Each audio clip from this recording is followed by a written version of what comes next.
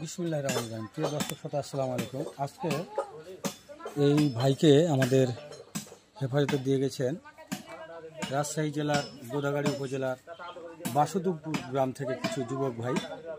আমরা তাকে নিয়ে একটি ভিডিও প্রচার করি এবং 1 ঘন্টার মধ্যে তার পরিবারের সন্ধান পাওয়া গেছে। আমরা তাকে এখন পানি পরিষ্কার করব, তাকে গোসল দিব, আর পরবর্তীতে তার পরিবার আসলে তখন একটি আপডেট পোস্ট উপহার দেবো আপনাদেরকে ইনশাআল্লাহ। আপনাদের সাথে থাকুন। আমরা এখন একটু পানি পরিষ্কার করব।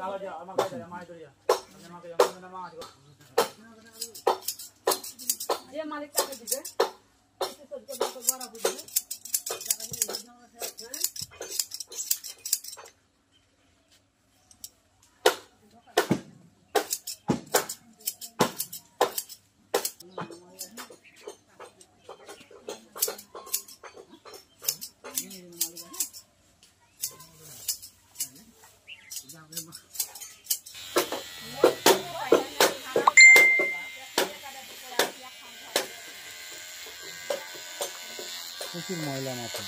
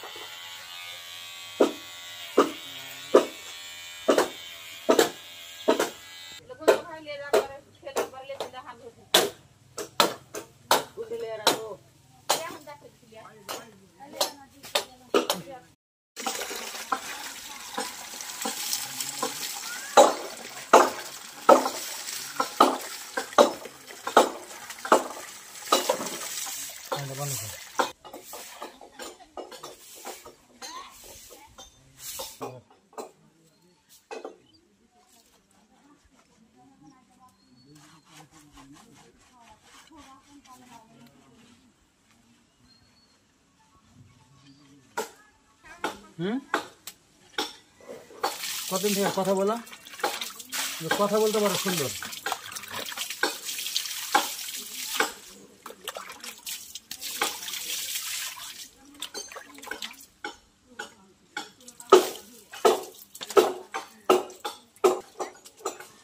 চোখ বন্ধ করো।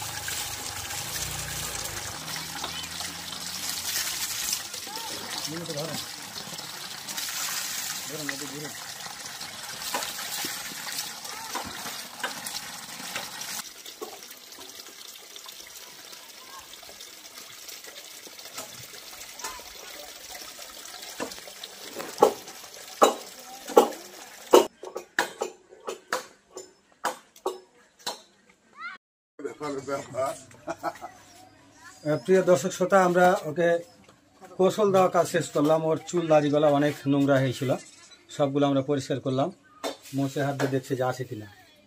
তো এখন কেমন লাগছে গোসল করার পরে? জোরে বলেন। ফি আমানিল্লাহ। ভালো লাগছে? আলহামদুলিল্লাহ।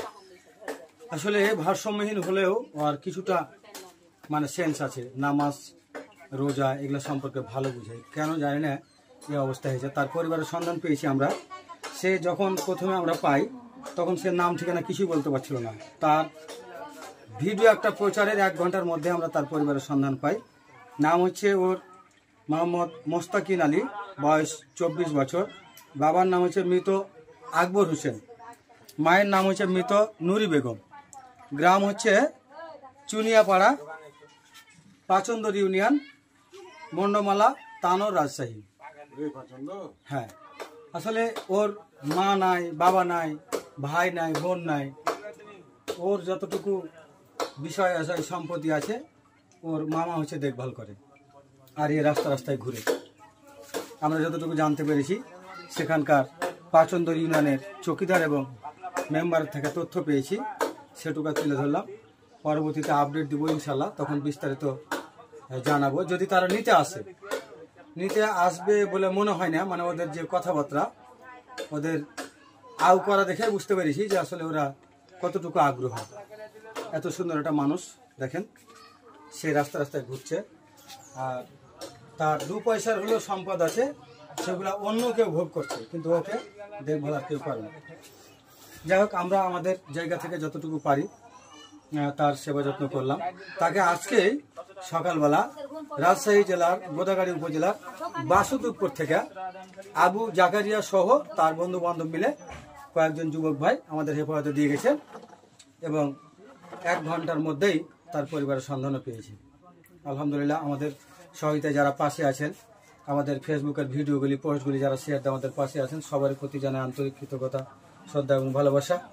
আপনারা আমাদের পাশে থাকলে এরকম আরও শত শত মানুষকে রাস্তা থেকে নিয়ে আসা এবং তাদের পরিবার পর্যন্ত পৌঁছে দেওয়ার মতো এই মানবিক কাজ চলমান থাকবে। পরবর্তীতে তার আপডেট নিয়ে আবারও আসছি। সবাই ভালো থাকবেন, সুস্থ থাকবেন। আসসালামু আলাইকুম।